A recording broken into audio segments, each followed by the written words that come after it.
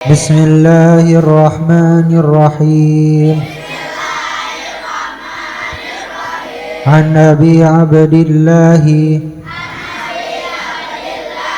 An-Nu'man ibn Bashir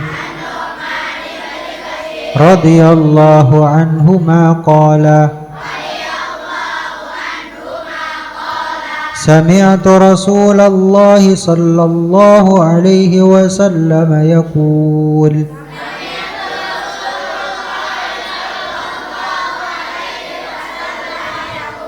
Innal halala bayyinun wa innal harama bayyinun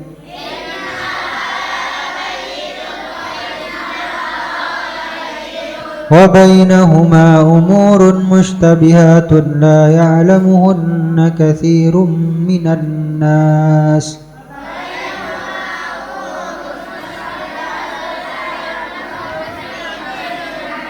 faman ittaqa syubuhati faqad istabra'a lidinihi wa 'irdihi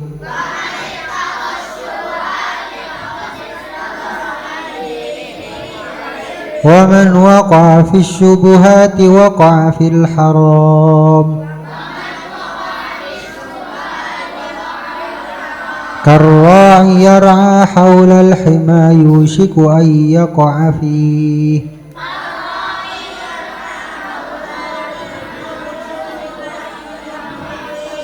ala wa inna likulli malikin himan ala wa inna himallahi maharimuh ala wa inna fil jasadi mudghah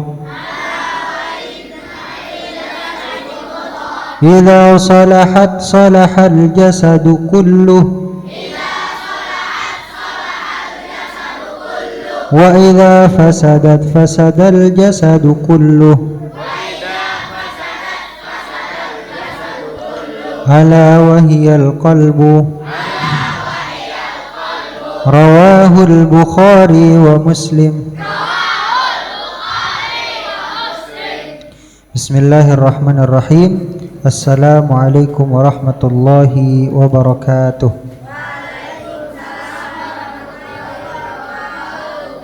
Innal hamdalillah nahmaduhu wa nasta'inuhu wa nastaghfiruh wa na'udzu billahi min syururi anfusina wa min sayyiati a'malina may yahdihillahu fala mudilla lahu wa may yudlilhu fala hadiya lahu asyhadu an la ilaha illallah wahdahu la syarika lah wa asyhadu anna sayyidina Muhammadan abduhu wa rasuluhu la nabiyya wa la rasula ba'dah.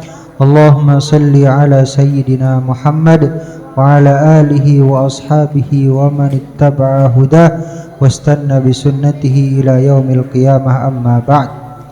Alhamdulillah, segala puji dan syukur kehadirat Allah Subhanahu wa taala yang masih senantiasa memberikan kepada kita nikmat dan karunia-Nya, di antaranya nikmat iman, Islam, kesehatan, kesempatan sehingga kita dapat berkumpul di tempat yang mulia ini. Salawat teriring salam semoga tercurah limpahkan kepada baginda alam Nabi besar Muhammad sallallahu alaihi wasallam, kepada keluarganya, para sahabatnya, para pengikutnya, dan mudah-mudahan kita termasuk ke dalamnya, dan kita berdoa semoga kita dijadikan oleh Allah Subhanahu wa taala menjadi orang-orang yang mendapatkan syafaatul uzma di hari kiamat.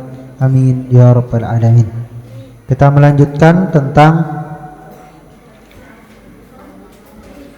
penjelasan hadis ke-6 dari kitab Al-Arba'in An-Nawawiyah, di mana pada hadis ini Rasul sallallahu alaihi wasallam menerangkan bahwasanya ada perkara hal yang jelas, ada perkara haram yang jelas, ada perkara-perkara yang mutasyabih, yang mana dia hukum halal dan haramnya tidak diketahui kecuali oleh segelintir kecil manusia.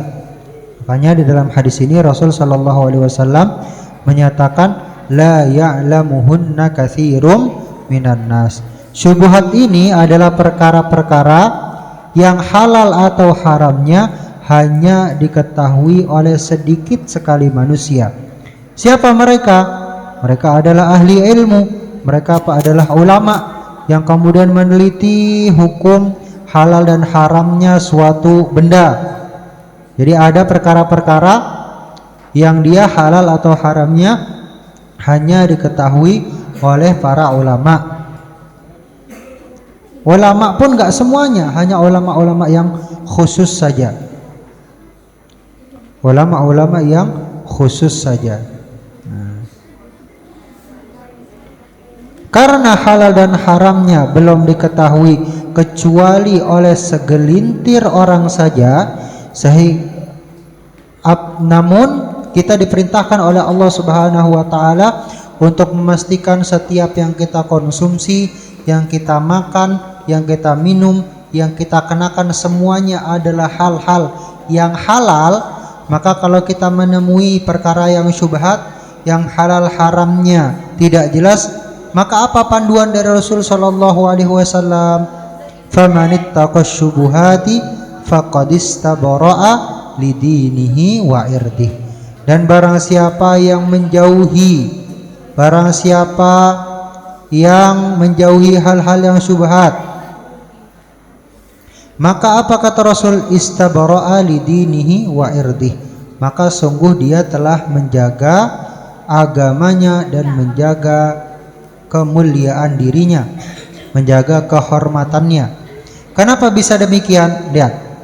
Tadi syubhat, artinya syubhat apa? Tidak jelas halal atau haramnya.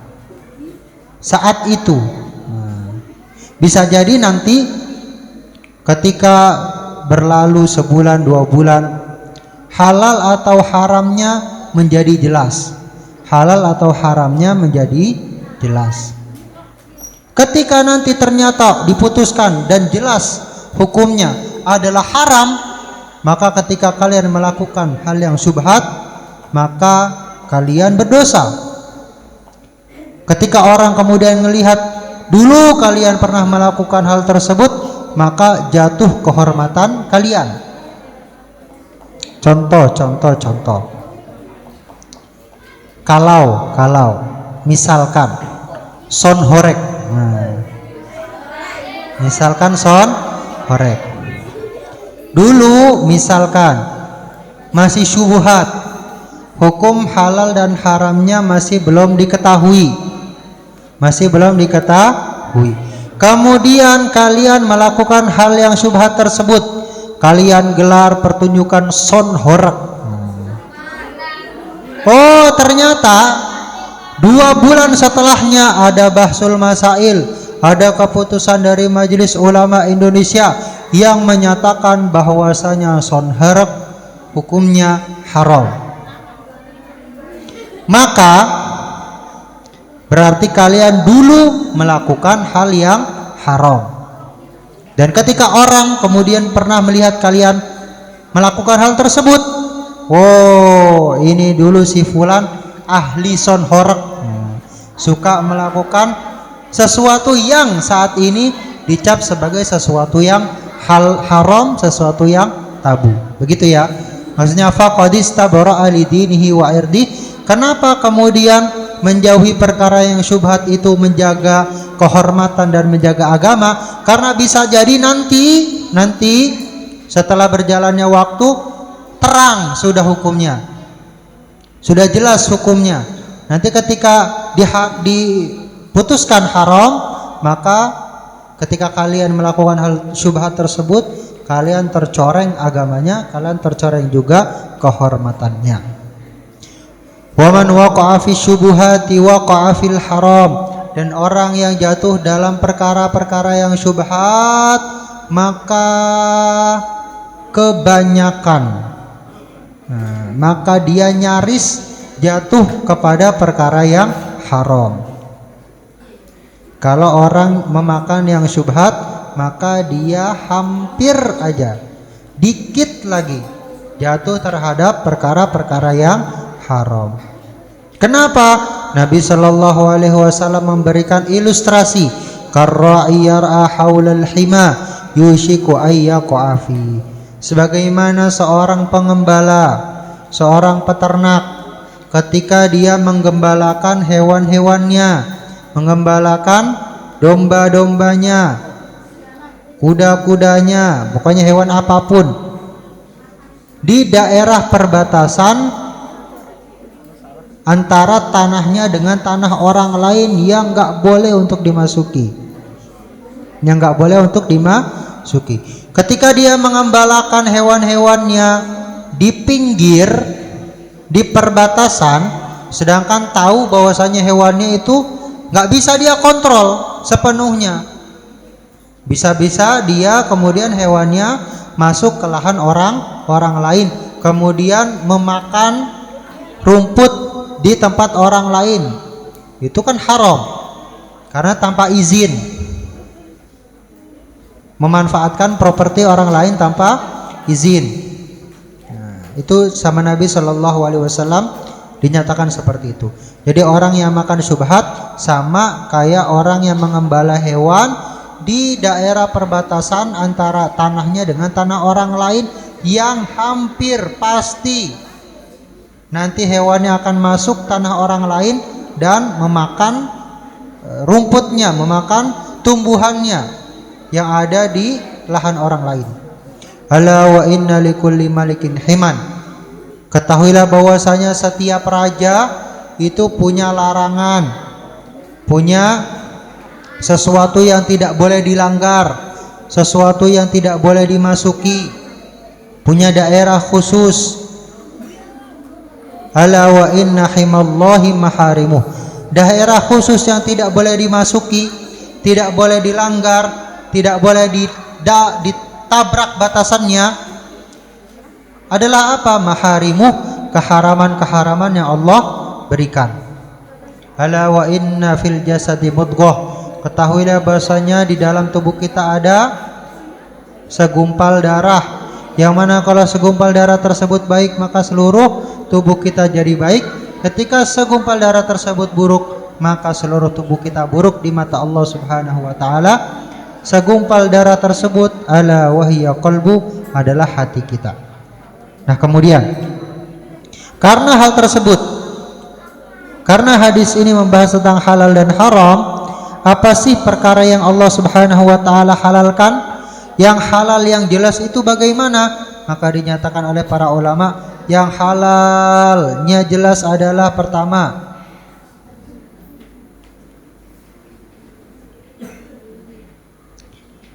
mana sallallahu ta'ala au rasuluhu sallallahu alaihi wasallam, adalah perkara-perkara yang halal yang disebutkan di dalam Al-Quran dan disebutkan di dalam hadis Nabi sallallahu alaihi wasallam.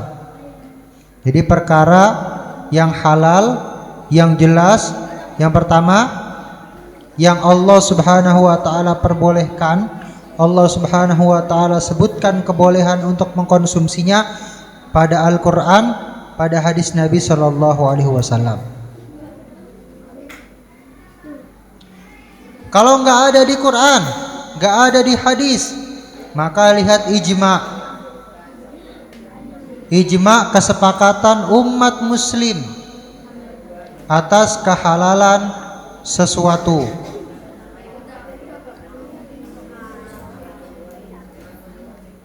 Ijma' atau kesepakatan seluruh umat muslim atas kehalalan sesuatu.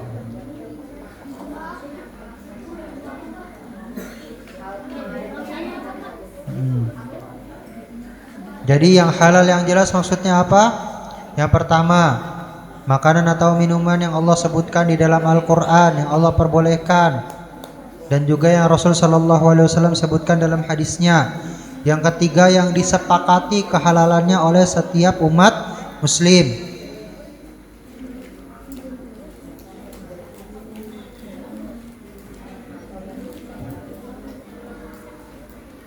Nah, sebaliknya, yang haram yang jelas yang bagaimana adalah yang Allah Subhanahu wa taala dan Rasulnya telah sebutkan keharaman makanan atau minuman tersebut di dalam Al-Quran dan hadis, dan kesepakatan umat muslim atas keharaman sesuatu.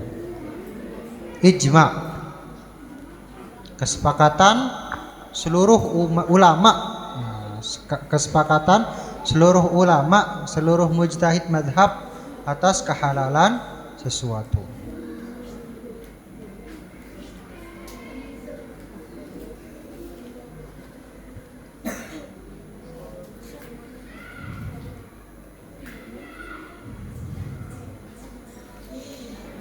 Nah, kemudian ketika Allah Subhanahu wa taala mengharamkan sesuatu, maka kemungkinannya ada dua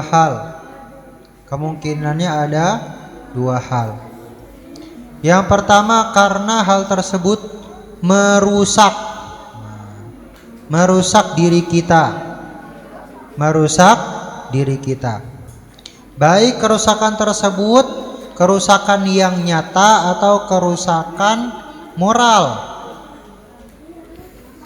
kerusakan fisik maupun kerusakan moral.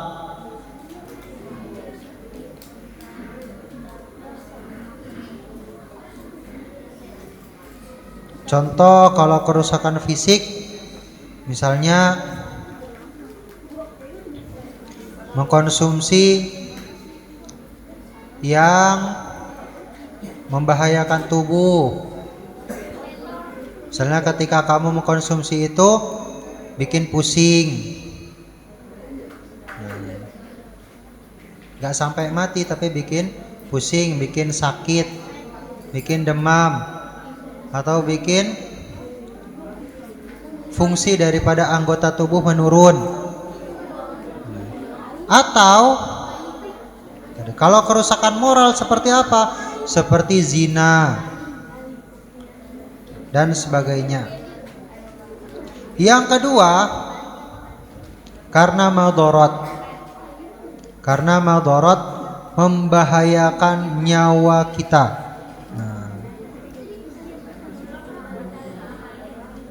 Jadi merusak atau membahayakan nyawa kita. Baik itu kerusakannya tadi nyata atau fisik ataupun secara moral. Juga madarat membahayakan nyawa kita. Contohnya mengkonsumsi hal-hal yang bisa menghilangkan nyawa kita. Contohnya kalau ada racunnya.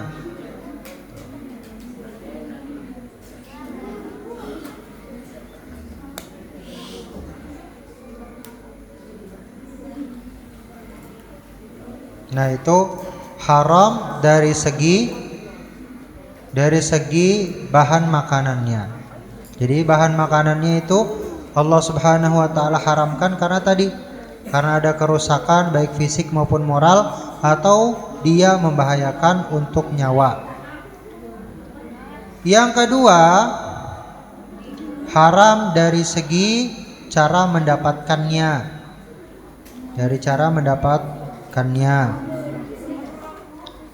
Jadi selain makanannya juga bahan-bahannya halal, cara mendapatkannya juga harus dengan cara mendapatkan yang halal. Bagaimana caranya akan kita bahas di pertemuan yang akan datang. Wallahu a'lam.